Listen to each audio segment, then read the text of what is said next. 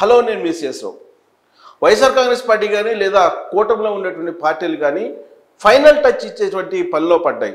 కొంతమంది అభ్యర్థులను మార్చడానికి ప్రయత్నం చేస్తూ ఉన్నాయి.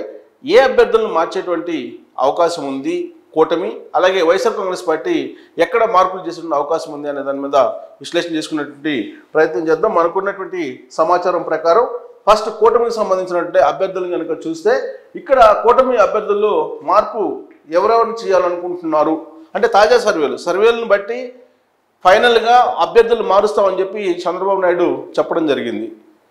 అంటే అభ్యర్థులను ప్రకటించాం, ప్రచారం చేసుకుంటున్నారు, అంత మాత్రం చేత ఖచ్చితంగా నేనే పోటీలో ఉంటానని చెప్పి అనుకోవడానికి లేదు. ఎప్పటికప్పుడు సర్వేలు చేస్తుంటాం, ఆ సర్వేలకు అనుగుణంగా కొన్ని మార్పులు కూడా చేస్తుంటాం అని చెప్పి ఒక హెచ్చరిక కూడా చంద్రబాబు నాయుడు చేశారు. అలాగే జగన్మోహన్ రెడ్డి కూడా వైఎస్ఆర్ కాంగ్రెస్ పార్టీకి సంబంధించిన అభ్యర్థులకు కూడా చెప్పడం జరిగింది. సో అందుకే ఇప్పుడు సర్వేల ప్రకారం కొన్ని మార్చేటువంటి అవకాశం ఉంది, లేదా సర్దుబాట్లు కూటమిలో కొన్ని సర్దుబాట్ల కారణంగా కొంతమంది అభ్యర్థుల్ని మార్చేటువంటి అవకాశం ఉంది అనేటువంటి ఒక చర్చ అయితే జరుగుతోంది.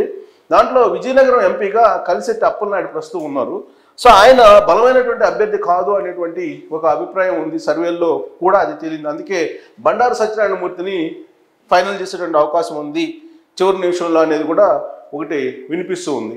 ఇక అనపర్తికి సంబంధించి బీజేపీకి సీట్ల కేటాయింపుల్లో వెళ్ళిపోయింది. బట్ అక్కడ వాస్తవంగా రెడ్డి సామాజిక వర్గం చాలా బలంగా ఉంటుంది అనపర్తిలో. అందుకే రెడ్డి సామాజిక వర్గానికి సంబంధించినటువంటి వాళ్ళకి ఇవ్వాలి అని చెప్పి ఒక ప్రయత్నం జరుగుతుంది. కానీ బీజేపీలో రెడ్డి సామాజిక వర్గానికి సంబంధించి బలమైన క్యాండిడేట్ అనపర్తిలో లేరు. అందుకే తెలుగుదేశం పార్టీ తీసుకుని నల్లమిల్లి రామకృష్ణారెడ్డికి ఇవ్వాలి అనేటువంటి ఒక ప్రయత్నం అయితే జరుగుతుంది. బీజేపీ తోటి మాట్లాడుతున్నారు, బీజేపీ పెద్దలతోటి. అది కనుక వర్కౌట్ అయితే కనుక నల్లమిల్లి రామకృష్ణారెడ్డిని అనపర్తి నుంచి ఫైనల్ చేసేటువంటి అవకాశం కనిపిస్తుంది చివరి నిమిషంలో. ఇక ఉండి నుంచి మంతెన రామరాజు ప్రస్తుతం ఆయన అభ్యర్థి పనిచేసుకుంటున్నారు. కానీ రఘురామకృష్ణరాజు తెలుసు, త్రిబులారు. ఆయన ఇప్పుడు నర్సాపురం లోక్సభ సంబంధించి అక్కడ నిల్చోవాలి అని చెప్పి ప్రయత్నం చేశారు. కానీ బీజేపీ కానీ లేదా జనసేన కానీ ఆయనకి అకామిడేట్ చేయలేకపోయింది. ప్రత్యేకించి బీజేపీ మీద హోప్స్ పెట్టుకున్నారు. కానీ బీజేపీలో ఉండేటువంటి పెద్దలు ఆయన అభ్యర్థిత్వాన్ని నమ్మట్లేదు, అభ్యర్థిత్వాన్ని పరిగణలోకి తీసుకోలేదు. అనేక ప్రయత్నాలు ఢిల్లీ వెళ్ళి ఆయన ప్రయత్నాలు చేశారు. ఢిల్లీలో ఆయనకి ఒక స్థాయిలో లాబింగ్ ఉంది, అయినప్పటికీ వర్కౌట్ కాలేదు. బీజేపీకి సంబంధించిన పెద్దలు మాత్రం ఆయన్ని విశ్వసించలేదు. అందుకే ఆయనకి లోక్సభ స్థానం నుంచి పోటీ చేయడానికి నర్సాపురం నుంచి అవకాశం ఇవ్వలేదు. సో కూటమిలో బీజేపీకి వెళ్ళింది నర్సాపురం, అక్కడి నుంచేమో ఆయనకి పోటీ చేయడానికి అవకాశం ఇవ్వలేదు. ఇప్పుడున్నటువంటి పరిస్థితుల్లో ఇక రఘురామకృష్ణరాజును ఆదుకునేది ఒక చంద్రబాబు నాయుడు మాత్రమే. పైగా చంద్రబాబు నాయుడు మీద రఘురామకృష్ణరాజు అభిమానులు ఒత్తిడి తీసుకొచ్చారు. దాంతో ఎక్కడ అకామిడేట్ చేయాలి రఘురామకృష్ణరాజుని అనే దాని మీద ఒక ఒపీనియన్కి వచ్చారు. ఆ ఒపీనియన్కి వచ్చినటువంటి క్రమంలో ఉండి నుంచి రఘురామకృష్ణరాజుని ఫైనల్ చేయాలి అనేటువంటి ఒక నిర్ణయానికి తెలుగుదేశం పార్టీ వచ్చినట్టు తెలుస్తోంది. సో కాబట్టి మంతెన రామరాజు ప్లేస్లో రఘురామకృష్ణరాజుని ఫైనల్ చేయాలి అనేటువంటి ఒక ప్రయత్నం అయితే జరుగుతుంది. ఇలాంటి సమయంలో అక్కడ గోదావరి జిల్లా సంబంధించినటువంటి సీతారామలక్ష్మి ఇంటి ముందు తెలుగుదేశం పార్టీకి సంబంధించి రామరాజు అభిమానులు పెద్ద ఎత్తున నిరసన కార్యక్రమాలు చేస్తూ ఉన్నారు. రామరాజునే కొనసాగించాలి అనేటువంటి ఒక డిమాండ్ చేస్తూ తెలుగుదేశం పార్టీ సంబంధించినటువంటి క్యాడరు హల్చల్ చేస్తూ ఉన్నారు. అలాంటి పరిస్థితుల్లో రఘురామకృష్ణరాజుని ఉండి నుంచి ప్రకటించాలా లేదా అనే దాని మీద తెలుగుదేశం పార్టీ తర్జన భర్జన పడుతుంది. బట్ రఘురామకృష్ణరాజుకు ఉన్నటువంటి ఒకే ఒక ఆప్షన్ ప్రస్తుతం ఉండి మాత్రమే. కాబట్టి ఆ మార్పు జరిగే అవకాశం ఉంది. ఇక తిరువురు కొలికిపూడి శ్రీనివాస్ అందరికీ తెలుసు, ప్రస్తుతం ఆయన ప్రచారంలో ఉన్నారు. కానీ ఆయన మీద లోకల్గా ఉండేటువంటి లీడర్లు అసంతృప్తిగా ఉన్నారు అనేది ఒక అంశం. రెండోది ఆయన దుందుడుకుతనం, అలాగే ఆయన వాడేటువంటి పదజాలం, దుర్భాషలాడుతున్నారు కొంతమందిని అనేటువంటి కంప్లైంట్స్ ఆయన మీద ఉన్నాయి. తాజాగా చేసినటువంటి సర్వేల్లో కూడా ఆయనకి పాజిటివ్గా లేదు అనేది కూటమికి వచ్చినటువంటి ఇన్ఫర్మేషన్. పైగా ఒక బలమైనటువంటి సామాజిక వర్గాన్ని వెంట పెట్టుకుని ప్రచారానికి వెళ్ళడానికి ఆయన ఇష్టపడటం లేదు. సరిగ్గా ఆ పాయింట్ దగ్గరే ఆయనకి గెలుపు అనేది అందనంత దూరంగా ఉంది అనేది సర్వేల యొక్క సారాంశం. కూటమికి కూడా ఆ సర్వేల సారాంశం అందింది. అలాంటి పరిస్థితుల్లో శ్రీనివాస్ ఏం చేస్తారు? పార్టీ కోసం, పార్టీ విజయం కోసం, రాష్ట్ర ప్రయోజనాల కోసం మహాసేన్ రాజేష్ లాగా స్వచ్ఛందంగా ఆయనే వైదొలుగుతారు అనేటువంటి ప్రచారం అయితే ఇప్పుడు జరుగుతుంది. కొలిక్పూడి శ్రీనివాస్ కూడా మహాశయన్ రాజేష్ లాగానే ఇప్పుడు పోటీ నుంచి వైదొలిగి గెలిచేటువంటి అభ్యర్థికి అవకాశం ఇచ్చేటువంటి పరిస్థితి ఉంది అక్కడ.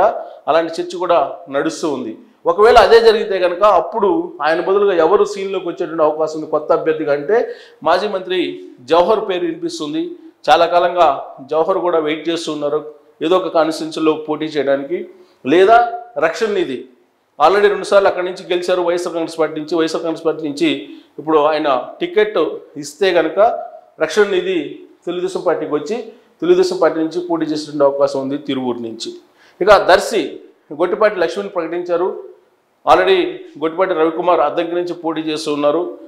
వాస్తవంగా బలమైనటువంటి క్యాండిడేట్ తెలుగుదేశం పార్టీకి లేనందువల్ల గొట్టిపాటి లక్ష్మిని చివరి నిమిషంలో బరిలోకి దింపారు. కానీ మద్దిశెట్టి వేణుగోపాల్ తెలుగుదేశం పార్టీలోకి వచ్చేటువంటి అవకాశం ఉంది. ఒకవేళ అతను వస్తే కనుక చివరి నిమిషంలో ఒకవేళ గొట్టిపాటి రవికుమార్ ఒప్పుకుంటే అప్పుడు మార్పు చేసేటువంటి అవకాశం ఉంది. ఇక జమ్మలమడుగు ఆదినారాయణ రెడ్డి బీజేపీ నుంచి పోటీ చేస్తున్నారు. ఒకవేళ ఆయన ఒప్పుకుంటే కనుక యాక్చువల్గా ఆయన ఎంపీగా వెళ్ళాలి అనేటువంటి ఒక ఆలోచన ఉంది. కడప ఎంపీగా పోటీ చేయాలి అనేటువంటి ఒక ఆలోచన. ఒకవేళ ఆయన కనుక కడప ఎంపీగా వెళితే కనుక అప్పుడు భూపేష్ రెడ్డిని జమ్మలమడుగు నుంచి పోటీ చేయించేటువంటి అవకాశం ఉంది. ఈ పరిణామం కనుక చోటు చేసుకుంటే కనుక భూపేష్ రెడ్డి ఒకవేళ కడప బీజేపీ తీసుకొని ఆదినారాయణ రెడ్డికి ఇస్తే కనుక నర్సాపురం అప్పుడు రఘురామకృష్ణరాజుకి తెలుగుదేశం పార్టీ తరఫు నుంచి వచ్చేటువంటి అవకాశం ఉంది. సో బీజేపీ తరఫు నుంచి ఒకవేళ ఇక్కడి నుంచి ఎవరైనా అభ్యర్థులు ఆదినారాయణ రెడ్డి కడప ఎంపీగా కనుక బీజేపీ తరఫు నుంచి పోటీ చేస్తే అప్పుడు 2 రకాలుగా కూటమికి వెసులుబాటు వస్తుంది. ఒకటి నర్సాపురం నుంచి రఘురామకృష్ణరాజుకి అవకాశం కల్పించవచ్చు తెలుగుదేశం పార్టీ తరఫు నుంచి లోక్సభ నుంచి పోటీ చేయడానికి.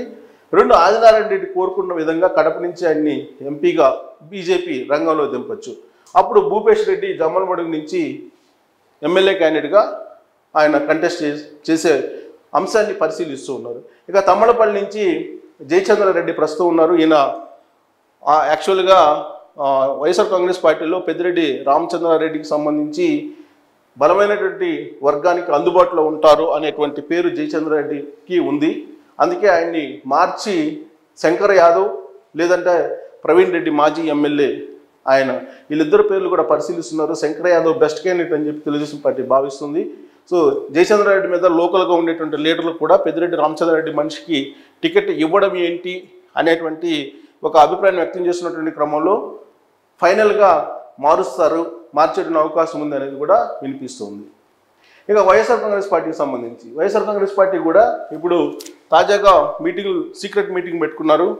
తాజాగా వస్తున్నటువంటి సర్వేల ప్రకారం మళ్ళీ అధికారంలో రావాలంటే ప్రకటించినటువంటి అభ్యర్థుల్లో కొన్ని మార్పులు చేయాలి అనేటువంటి ఒపీనియన్కి వచ్చారు. దాంట్లో పి గన్నవరం ప్రస్తుతం వేణుగోపాల్ ఉన్నారు. ఆయన ప్లేస్లో పాముల రాజేశ్వరి దేవిని అనౌన్స్ చేయాలి అనే పరిశీలన చేస్తున్నట్టు కూడా తెలుస్తుంది. విజయవాడ వెస్ట్ నుంచి ఇప్పుడు షేక్ ఆసిఫ్ ఉన్నారు. ఇప్పుడు ఆల్రెడీ వైఎస్ఆర్ కాంగ్రెస్ పార్టీలో ఇటీవల చేరాడు. 2 రోజుల క్రితమే పోతిన మహేష్ జనసేన పార్టీ నుంచి ఆయన వైఎస్ఆర్ కాంగ్రెస్ పార్టీలో చేరాడు. ఆయన్ని విజయవాడ వెస్ట్ నుంచి పోటీ చేసేటువంటి అవకాశం ఉందనేది కూడా తెలుస్తుంది. ఇప్పుడు అలాంటి ప్రచారం కూడా జరుగుతుంది.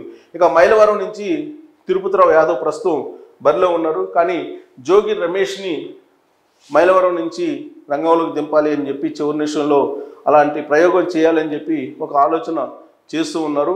ఆయన పెనమలూరు నుంచి పెడనట్టు ఇప్పుడు మైలవరం వైపు చూస్తూ ఉన్నారు. పెనమలూరు టు మైలవరం అన్నట్టుగా జోగి రమేష్ పరిస్థితి ఉంది. ఇక అవనిగడ్డ సింహాద్రి రమేష్ ప్రస్తుతం ఉన్నారు.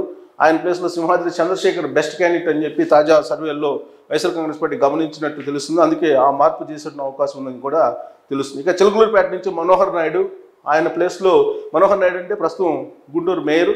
ఆయన ప్రస్తుతం చిలకలూరుపేట అభ్యర్థిగా ప్రచారంలో ఉన్నారు. కానీ బెస్ట్ క్యాండిడేట్గా మర్రి రాజశేఖర్ అవుతారని చెప్పి ఇప్పుడు మర్రి రాజశేఖర్కి చివరి నిమిషంలో చిలకలూరుపేట బరిలో దింపేటువంటి అవకాశం ఉందని కూడా ఇప్పుడు సరికొత్త చర్చ జరుగుతుంది. ఇక రాయచోటి నుంచి గడికోట శ్రీకాంత్ రెడ్డి సో ప్రస్తుతం పోటీ చేస్తున్నారు. ఆయన ప్రచారంలో కూడా దూసుకెళ్తున్నారు. కానీ వైఎస్ఆర్ కాంగ్రెస్ పార్టీలో మార్పు రెడ్డప్ప గారు రమేష్ రెడ్డికి ఇస్తే ఎలా ఉంటుందనేది ఒక ఆలోచన చేస్తున్నట్టు ఒక చర్చ అయితే జరుగుతుంది. కానీ బట్ శ్రీకాంత్ రెడ్డి గెలిచేటువంటి అభ్యర్థి కాబట్టి ఆ మార్పు ఉండకపోవచ్చు. ఇక గుంటూరు వెస్ట్ విడుదల రజని ప్రస్తుతం ఆమె ప్రచారంలో దూసుకెళ్తున్నారు. కిలారి రోసయ్య అక్కడ ఎంపీ అభ్యర్థిగా ఉన్నారు. సో విడుదల రజని ఎంపీగా వేయించి కిలారి రోసయ్యని గుంటూరు వెస్ట్కి మార్చాలి అనేటువంటి ఒక ప్రయత్నం జరుగుతున్నట్టు తెలుస్తుంది. ఇటు నుంచి అసెంబ్లీకి కిలారి రోసయ్యని, విడుదల రజనీని గుంటూరు ఎంపీగా పోటీ చేయించాలనే ప్రయత్నం జరుగుతున్నట్టు కూడా తెలుస్తుంది. ఇక కడప ఎంపీగా వైఎస్ అవినాష్ రెడ్డి ఉన్నారు. ఆయన ప్లేస్లో వైఎస్ అభిషేక్ రెడ్డిని దించాలి అనేటువంటి ప్రయత్నం చేస్తున్నారు. ఎందుకంటే వైఎస్ అవినాష్ రెడ్డికి ఏ రోజైనా ఎప్పటికైనా బెయిల్ రద్దు అయ్యేటువంటి అవకాశం ఉంది అని చెప్పి ఇప్పుడు ప్రచారం జరుగుతుంది. పైగా ఇప్పుడు వైఎస్ వివేకానంద రెడ్డి చుట్టూ ప్రచారం జరుగుతుంది, కడప ప్రచారం. కాబట్టి వైఎస్ అవినాష్ రెడ్డి వివేకానంద రెడ్డి మర్డర్ కేసులో కర్త కర్మ క్రియగా ఉన్నారనేది సిబిఐ ఇచ్చినటువంటి ఛార్జ్ షీట్ రిపోర్టు. అందుకే ఇప్పుడు ఆయన ప్లేస్లో అభిషేక్ రెడ్డిని ప్రకటించే అవకాశం ఉంది కడప ఎంపీగా అనేది తెలుస్తూ ఉంది. కర్నూలు ఎంపీగా బివై రామయ్య ఉన్నారు. సో ఆయన ప్లేస్లో ఇప్పుడు కేఈ ప్రభాకర్ని అనౌన్స్ చేయాలనేటువంటి ప్రయత్నం చేస్తున్నారు. ఎందుకంటే కేఈ ప్రభాకర్ తెలుగుదేశం పార్టీ నుంచి వైఎస్ఆర్ కాంగ్రెస్ పార్టీలోకి వెళ్ళడానికి రెడీ అవుతున్నారు. సో ఇప్పుడు కేఈ ప్రభాకర్కి ఎంపీ అభ్యర్థిగా అవకాశం ఇచ్చి మార్పు చేయాలనేటువంటి ప్రయత్నం వైఎస్ఆర్ కాంగ్రెస్ పార్టీ చేస్తున్నట్టు కూడా ఆ పార్టీ వర్గాల నుంచి వినిపిస్తుంది. ఇక గుంటూరు ఎంపీ కిలారి రోసయ్య, సో కిలారి రోసయ్యకి బదులుగా ఆళ్ల రామకృష్ణారెడ్డి లేదా విడుదల రజని వీళ్ళిద్దరు అంటున్నారు. బట్ ఆళ్ల రామకృష్ణారెడ్డి నో అన్నారు. సో విడుదల రజని గుంటూరు వెస్ట్ నుంచి పోటీ చేసినటువంటి ఆమె ఇప్పుడు గుంటూరు ఎంపీగా చేంజ్ చేసే అవకాశం ఉందని అంటున్నారు. సో మొత్తం మీద అటు కూటమి కానీ ఇటు వైఎస్ఆర్ కాంగ్రెస్ పార్టీ కానీ చివరి నిమిషంలో సర్వే ఫలితాల ప్రకారం గెలుపు గుర్రాల కోసం కొన్ని మార్పులు చేసేటువంటి అవకాశం ఉంది. సీట్ల సర్దుబాటు అలాగే అభ్యర్థులకు సంబంధించినటువంటి విషయాల్లో కూటమి ఇంకా ఫైనల్ డెసిషన్కి అయితే రాలేదు. కొన్ని చిన్న స్వల్ప మార్పులు ఉండేటువంటి అవకాశం ఉంది నేను చెప్పినటువంటి విధంగా. ఇక వైసీపీ గెలిచేటువంటి పరిస్థితి లేదు కొన్ని చోట్ల, అందుకే అభ్యర్థులను మారుస్తుందని కూడా తెలుస్తుంది. ఈ మార్పులు నోటిఫికేషన్ రావడానికి కొన్ని రోజులు 1-2 రోజులు ముందే ఉండే అవకాశం ఉందని చెప్పి కూడా తెలుస్తుంది. సో ఈ మార్పులు జరిగే అవకాశం ఉందా? ఈ మార్పులు చేస్తే ఆ పార్టీలు బలపడతాయనేది మీరు కూడా మీ అభిప్రాయాలు తెలియజేయచ్చు. Thank you very much.